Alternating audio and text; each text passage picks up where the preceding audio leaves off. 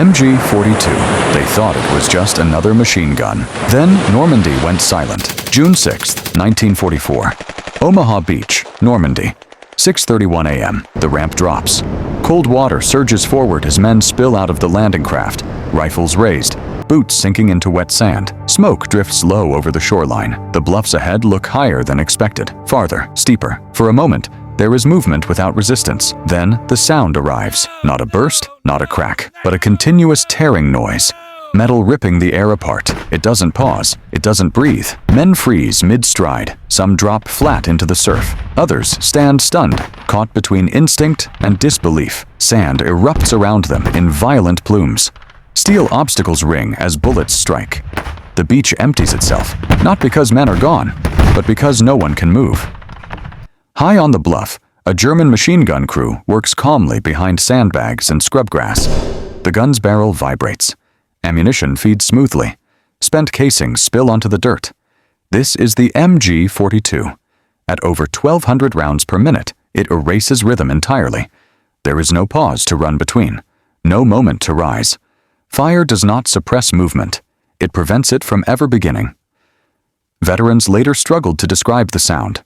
A buzzsaw, canvas tearing, something mechanical and endless.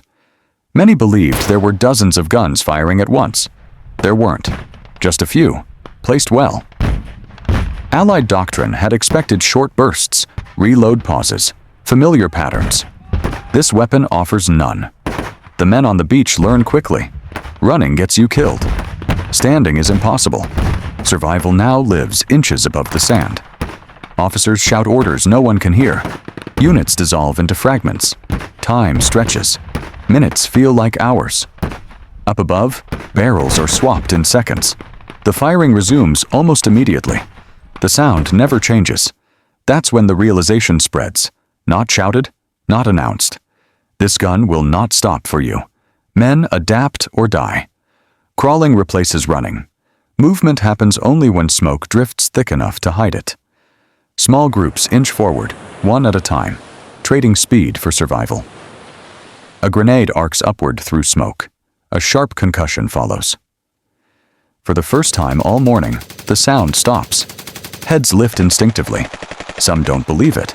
Others move immediately. The silence is brief. Another gun opens fire from a neighboring position. But something has changed. Men are climbing now. Not charging. Climbing. Hands gripping dirt and roots. Bodies pressed low as they scramble upward. At the top, the fight collapses into chaos. Trenches, dugouts, close-range fire. The machine gun that ruled the beach struggles here, blind at arm's length. By afternoon, the bluffs are no longer a wall. Down below, men stand upright for the first time since landing. Not cheering, just breathing. Exhausted. Alive. Inland, the sound follows them, into hedgerows and sunken lanes where the gun hides instead of dominates. But the fear is different now. Focused. Controlled. Men listen. Measure. Flank.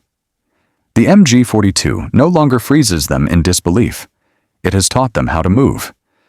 Long after the front moves on, veterans will still react to sudden noise, to open ground, to silence that feels wrong. The weapon will be studied, copied, improved, but its real legacy isn't mechanical. It's the moment when an entire beach stopped moving and learned, under fire, how to move again.